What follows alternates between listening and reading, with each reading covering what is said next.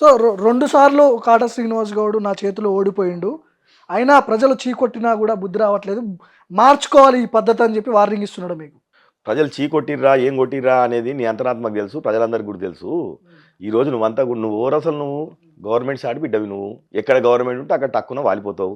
నిజంగా నీకు సిగ్గుండాలి కదా! నువ్వు 10 ఏళ్ల సంధి నిన్ను నీ కార్యకర్తలు మోస్తే జెండా మోసి నీ ఇంటింటికి తిరిగి నేను కాళ్ళకు బల్పం కట్టుకొని నేను గెలిపియాలని చెప్పి నీ పార్టీ గెలిపియాలని చెప్పి నేను తిరిగితే నువ్వు వాళ్ళని అడిగి కూడా చెప్పా పెట్టకుండా పారిపోయి వచ్చినావు నువ్వు 2 నెలల 2 నెలలు నిలబడలేకపోయినావు గవర్నమెంట్ లేకపోతే. హ్మ్. ఇప్పుడు నువ్వు నిలబడాలి కదా నికాసంగా నిలబడి నీ కార్యకర్తల గురించి ఒక 5 ఏళ్ళు కొట్టాలి. మేము 10 ఏళ్ళు కొట్లాడలేమా? మా కార్యకర్తలను కాపాడుకోలేమా? నువ్వు 5 ఏళ్ళు 2 నెలలు నిలబడలేకపోయినావు. పోయి మా ముఖ్యమంత్రి ఇంటి చుట్టూ చక్కర్లు కొట్టి ప్రదర్శనలు చేసుకుంటా నేను కలుస్తా అని చెప్పి తిరిగినావు నువ్వు. ఈరోజు నిజంగా నువ్వు అంత పెద్ద ప్రజల ఆదరణ ఉన్నటువంటి అంత పెద్ద గొప్ప నాయకుడు అయితే కార్యకర్తలనే కాపాడుకోలేనోనివి, కార్యకర్తలకే కనీసం అండగా నిలబడలేనోనివి నువ్వు ఈరోజు నువ్వు నా గురించి మాట్లాడతావేంది? ఇప్పుడు పటాన్ చెరువులో ఈరోజు మైపాల్ రెడ్డి అంటోడు దొంగోటతో గెలిచిన ఎమ్మెల్యేనే తప్ప ఆయన ఏదో ప్రజలు ఆదరణతో గెలిచినటువంటి వ్యక్తి కాదు. ఇక్కడ 30,000 ఓట్లు దొంగోటు రాసుకొని ప్రతిసారి కూడా ప్రభుత్వాన్ని అడ్డం పెట్టుకొని, యంత్రాంగాన్ని అడ్డం పెట్టుకొని, అధికారులను అడ్డం పెట్టుకొని ఇక్కడ మొత్తం కూడా దొంగోటు రాసుకొని గెలుస్తూ ఉన్నాడు. ఆ బీఆర్ ఓట్లు అన్నీ ఉంటాయి, అవన్నీ రాసుకొని గెలుస్తూ ఉంటాడు. మొన్న ఎంపీ ఎలక్షన్కి 20,000 ఓట్లు తీపించింది నేను. దొంగోట్లు అవిటితో గెలిచే ఎమ్మెల్యే తప్ప ఈయన ప్రజల ఆధారంతో గెలిచిన ఎమ్మెల్యే కాదు.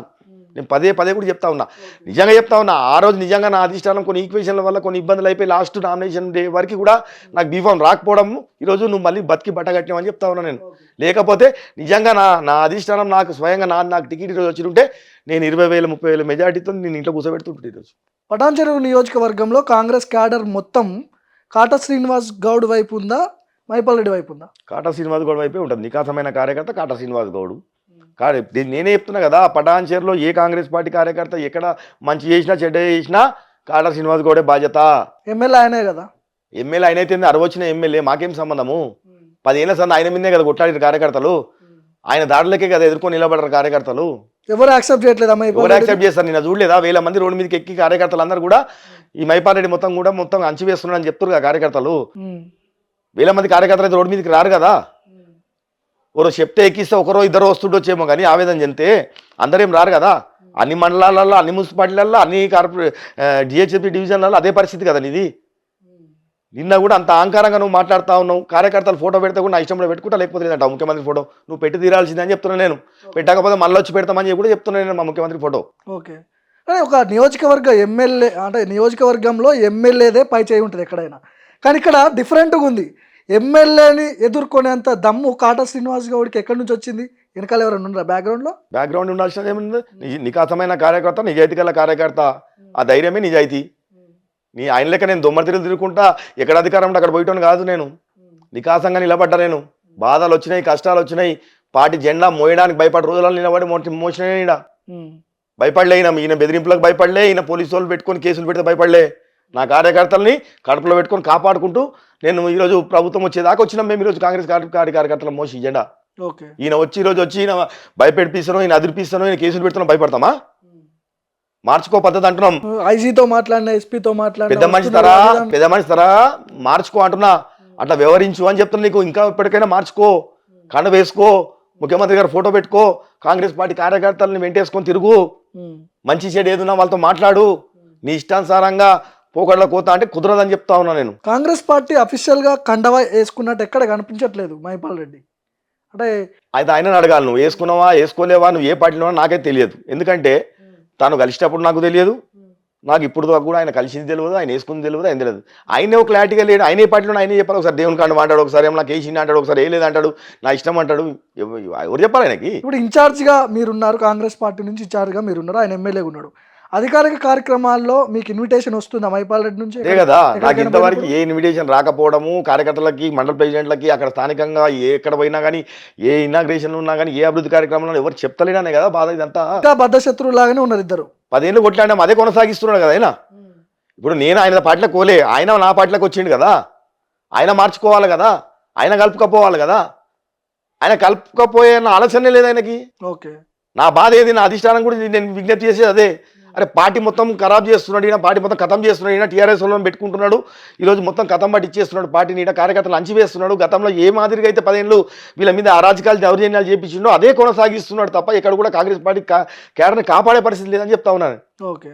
ఎమ్మెల్యే క్యాంప్ ఆఫీస్ మీద దాడి జరిగిన తర్వాత చర్యకు ప్రతి చర్య ఉంటుంది, ఖచ్చితంగా దీన్ని ఎదుర్కొంటా, నేను ఏం చేయాలో కూడా తెలుసు నాకు అని చెప్పి మీకు వార్నింగ్ ఇస్తున్నాడు. ఆయన వార్నింగ్లు, ఆయన రుబాబ్ నడిచినప్పుడే మొత్తం దోచి దాచిపెట్టినప్పుడు, ఆయన ఇష్టం ఉన్నట్టు ఆయనకు ఫ్రీ హ్యాండ్ ఇచ్చి వాళ్ళ ప్రభుత్వం ఉన్నప్పుడు ఆయన పార్టీలా ఆయన అంత ఎమ్మెల్యే ఉండి అంత పోగొట్టు కొట్టినప్పుడే ఎవడేం భయపడలే, కేసులకు భయపడలే, దేనిలకు భయపడలే. ఆయన అసలు ఫస్ట్ తెలుసుకోవాలి, ఆయనకు పెట్టిన భిక్ష నా తండ్రి. ఓకే. నా తండ్రి ఆ రోజు 2 ఈక్వల్ వస్తే పార్టీలల్లో ఒక ఎంపీటీసీని, ఇండిపెండెంట్ ఎంపీటీసీని ఇస్తే మేము భిక్ష పెడితే ఎంపీపీ అయినోడు ఈరోజు ఎమ్మెల్యేకి అదృష్టం దొరికి ఎమ్మెల్యే అయినోడు. అదే ఎంపీపీ కాకపోతే ఈయన ఎమ్మెల్యేనే కాడు కదా. ఓకే. ఈయన అన్ని తినీటి వాసాలు లెక్క పెట్టాడు. మేము భిక్ష పెడితే నా సర్పంచ్ పదవి తీపించిండు.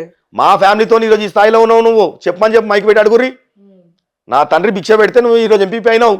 ఎంపీపీ అయితే నిన్ను గుర్తించి ఎమ్మెల్యే టికెట్ ఇచ్చిరాళ్ళు.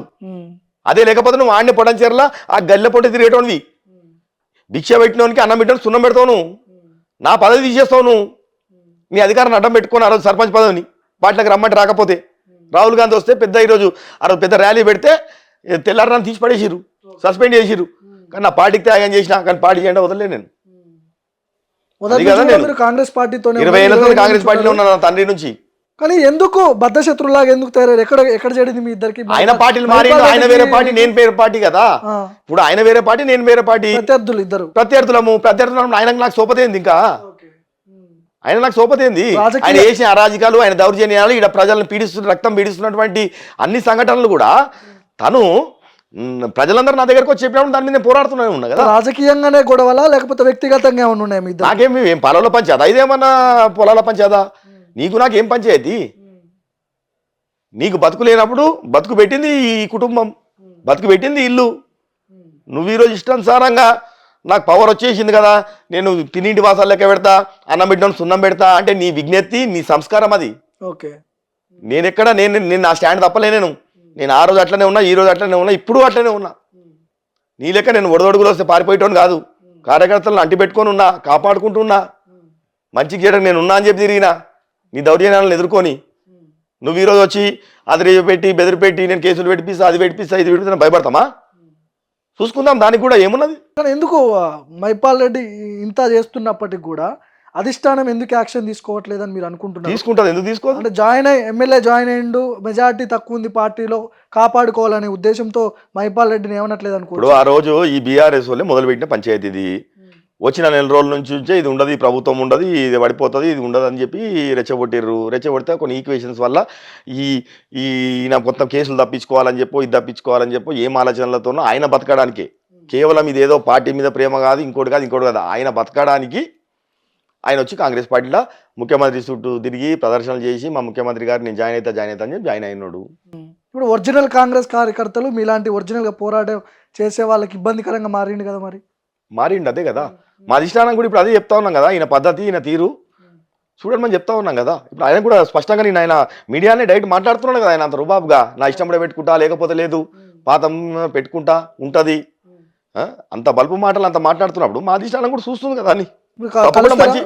రేవంత్ రెడ్డిని కలిసే అవకాశం ఉందా? కలుస్తాము, ఎందుకు మా ముఖ్యమంత్రి గారిని కలుస్తాము, చెప్తామని ఈయన భాగవతం అని చెప్తామంటున్నా నేను. ఈయన ఏ విధంగా అయితే పటాన్చేరు నియోజకవర్గంలో ఈయన వచ్చి పార్టీని బలోపేతం చేస్తున్నా లేకపోతే అణచివేస్తున్నా అనేది స్పష్టంగా ఆధారాలతో సహా చూపించి చెప్తాము. ఈయన ఏమేమి పని చేస్తుండు, ఏమేమి తిరిగి చేస్తుండు, ఏ మాదిరిగా ఈయన నడుచుకుంటున్నాడు అని చెప్తాం. ఎందుకు చెప్పాం? ఓకే. ఈరోజు ఆయనకు స్టాండ్ లేదు, ఆయనకి ఏ పార్టీ స్టాండ్ లేదు. ఈరోజు ఆయన ఏ పార్టీలు ఉంటాడో, ఎప్పుడు ఏ పార్టీలు ఉంటాడో కూడా తెలియదు. ఓకే. ఇక ఆయన చేస్తా అంటే చూద్దాం, ఏమున్నా చూసానికి ఏముంటుంది అమ్మ, దానికి ఏం భయపడతారా? 10 ఏళ్ళు చూడలేవా నువ్వు మమ్మల్ని? చూడకుండానే ఉన్నావా?